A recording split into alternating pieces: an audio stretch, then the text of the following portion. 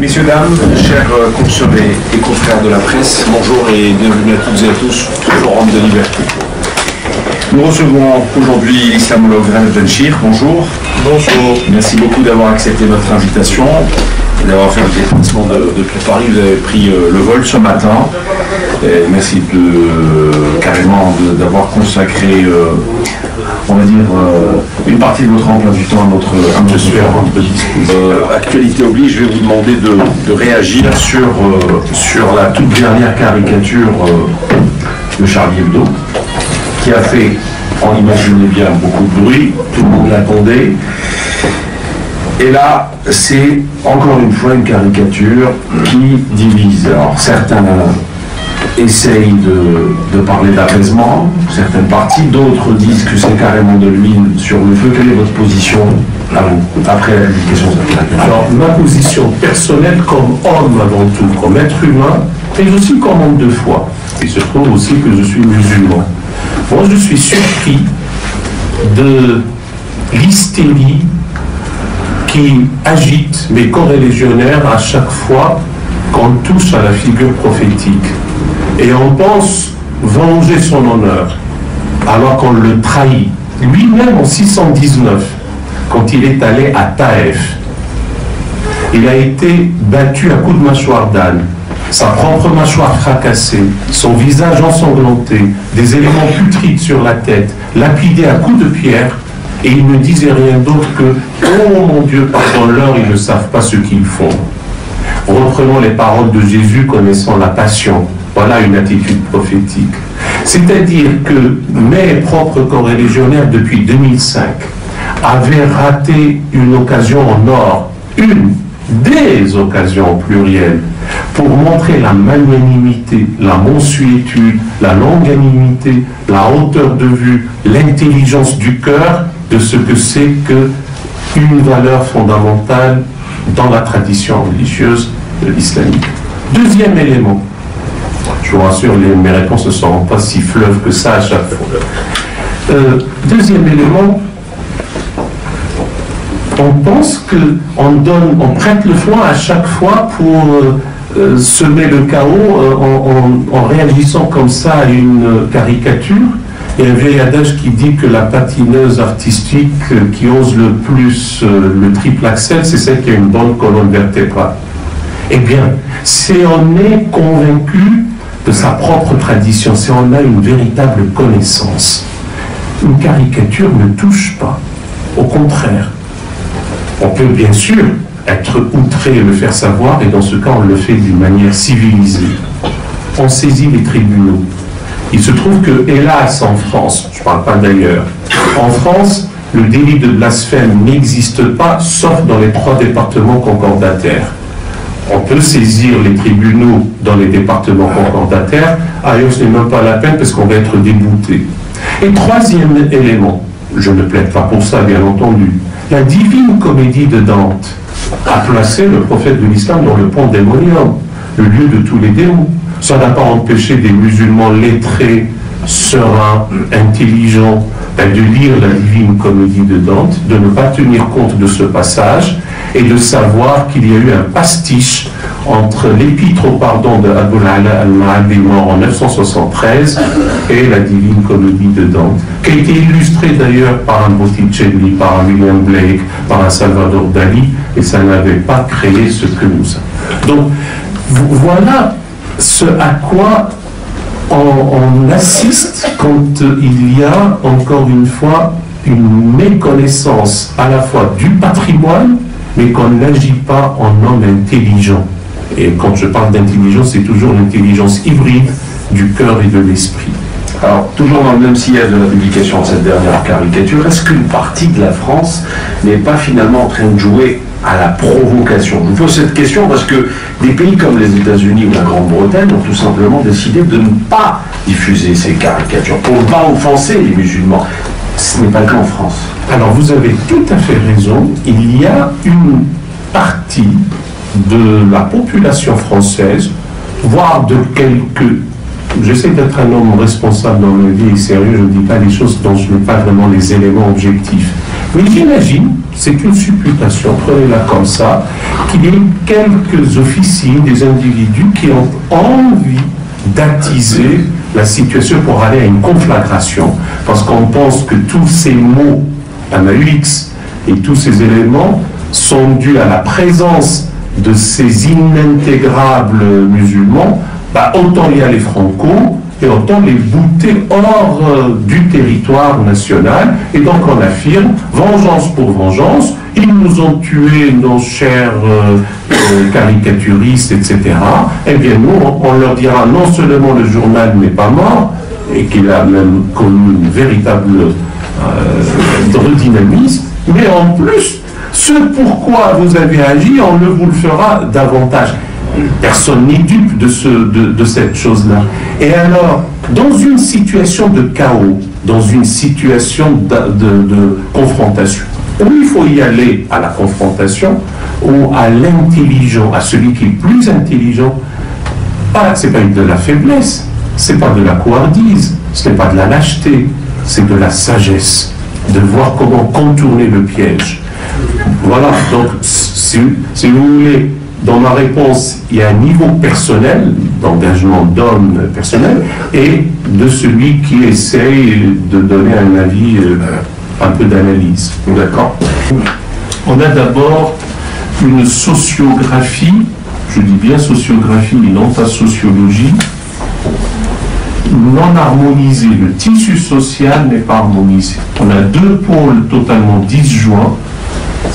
On a un pôle minoritaire qui ne nous intéresse pas ce matin, quoique, et un pôle majoritaire. Et entre les deux, quelques notabilités, quelques individualités, peut-être quelques-uns qui vivent d'une manière caméléonesque dans la société française, mais ce qui apparaît en gros, c'est le pôle majoritaire, mais tout de même, il y en a un autre de l'autre côté.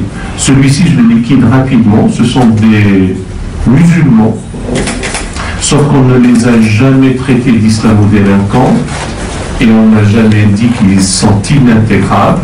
Au contraire, dans une obséquiosité servile, on leur baisait la main et on leur disait « Monseigneur, parce qu'ils sauvaient le marché du Hurling à Deauville et le marché des pouliches à Longchamp.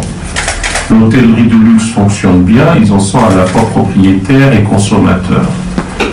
Et quoi qu'ils demandent, quoi qu'ils fassent, la question de leur citoyenneté n'est pas posée, au contraire.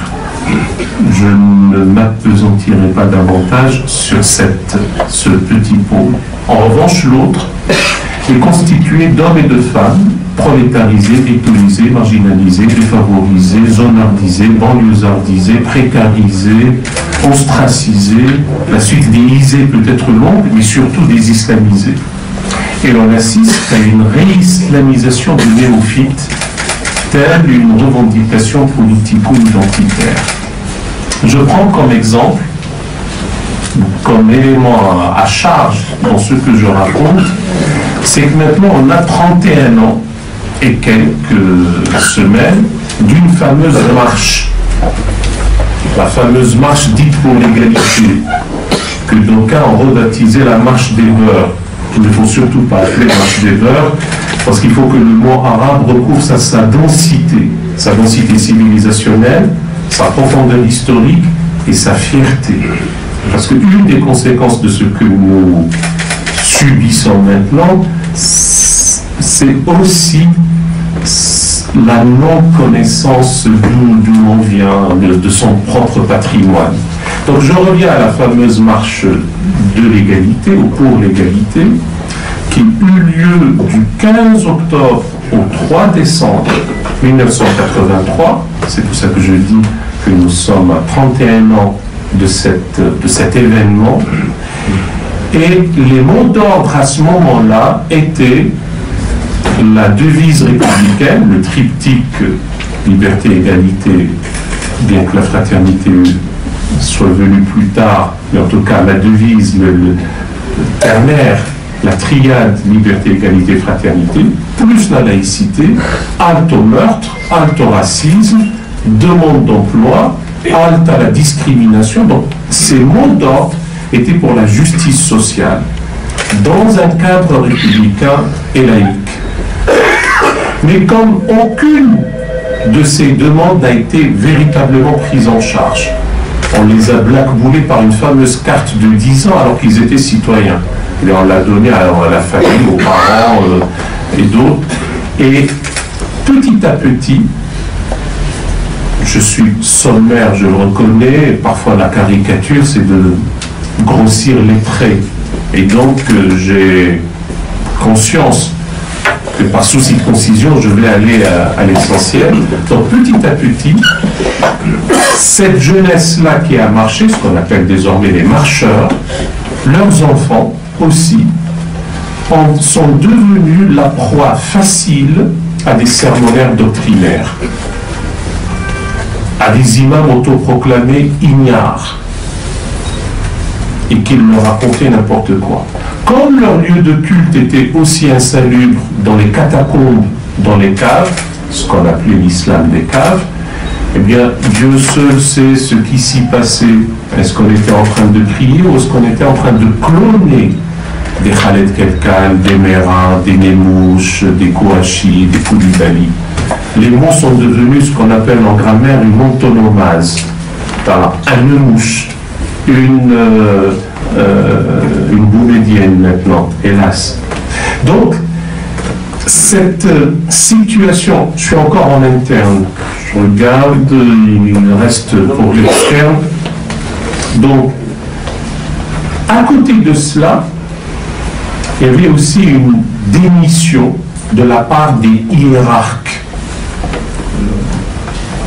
musulmans ou prenant en charge cette affaire. Nous n'avons pas vu depuis 2 décennies aucun colloque d'envergure nationale ou internationale traitant de ces considérations. Rien. Absolument. Aucune conférence, aucun symposium, aucun séminaire, aucune délégation d'imams mieux formés pour aller s'occuper de cette jeunesse à la dérive. Au contraire, on a laissé une religiosité crétinisante s'installer. On a laissé une approche du fait religieux, une approche infantilisante et culpabilisante. Si une autorité avait proclamé, du temps où 2 fillettes à peine nubiles entraient dans un collège en mitouflé, et on avait dit stop, à supposer qu'il faille raisonner dans ce qu'on appelle la raison religieuse, eh bien les injonctions quant à l'acquisition du savoir sont nombreuses et impérieuses dans le corpus coranique que le fait d'emmitoufler 2 fillettes à peine nubiles. À ce moment-là, une autorité en interne, j'entends, ayant proclamé ça, on aurait mis un peu d'ordre et on dit allez, circuler, rien à voir, l'acquisition du savoir c'est beaucoup plus important que d'être dans une observance tatillonne. Bonjour, Roger Diaoui, animateur télévision. Monsieur Bencher, permettez-moi de vous poser une question naïve, peut-être même idiote. Qu'est-ce qui empêche le recteur de la mosquée de Paris de faire une déclaration ou une fatwa condamnant les musulmans qui réagissent à ces caricatures? Après tout, nous avons notre propre religion, notre prophète est en notre cœur, on sait ce qu'il est, on connaît notre valeur. Maintenant que les autres dessinent, font n'importe quoi, en quoi ça nous regarde? Première question. Deuxième question, vous avez mentionné dans le passé des notables qui ne sont pas musulmans en France. J'avais fait allusion la dernière fois à Jean Baudin, qui avait écrit un colloque dans les années 1600 sur la consultation des sages et dans lequel il exprimait la possibilité de discourir entre les religions et ça comprenait l'islam aussi. Merci. Alors, pardonnez-moi, je ne reviendrai pas sur ce que vous avez dit, du genre aucune question n'est naïve, aucune question... et tout à l'heure, pardon, c'est pas parce que je ne daignais pas faire un commentaire à ce que vous avez dit, comme il n'y avait pas une question, je n'ai pas répondu, mais les chercheurs qui cherchent, on en trouve, et les chercheurs qui trouvent, on en cherche. J'allais réagir là-dessus, et il n'y a jamais de charlatan, c'est on a envie de trouver. Alors, pour que les choses soient claires et sereines, l'affaire n'est pas une affaire de personnes, etc. Le respect absolu est dû à la dignité humaine chez les personnes, et ça ne sert à rien de froisser les uns et les autres. Sincèrement, je ne sais pas qu'est-ce qui empêche, je n'en sais rien. Vous devriez peut-être poser la question directement au recteur, je ne sais pas, je ne voudrais pas faire de commentaires là-dessus. Pas par défausse ou par quoi que ce soit, mais une histoire de... On ne peut pas venir et dire il vaut mieux une unité, il vaut mieux apaiser les tensions, etc. Et on rentre dans les querelles comme ça ne sert à rien, sincèrement. Ça va obérer le climat dans la polémique stérile, alors qu'il vaut mieux plus d'unité, de sang-froid, un peu à la manière du vers de Rudyard Kipling quand il s'adressait à son fils, que lorsque les autres perdent de la tête, c'est là où il faut la garder froide, etc. Bon, donc, je ne dis rien. Maintenant, pour la seconde partie, c'était quoi? C'est que notre prophète est dans notre cœur, etc. Oui. Oui, oui, mais ça rejoint ce que j'ai dit, donc je vous remercie, comme ça ma réponse ne sera pas aussi longue.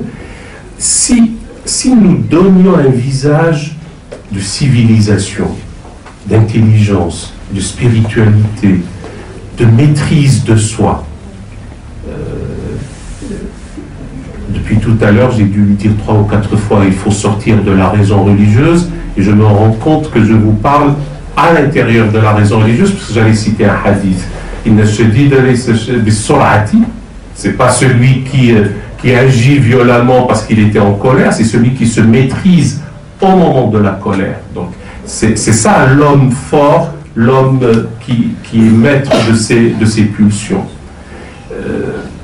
Nous, et en plus, ce qui me peine, c'est qu'on a des occasions de pouvoir l'exprimer, mais non, on donne des spectacles affligeants d'hystérie collective, et que la vie n'a pas de valeur.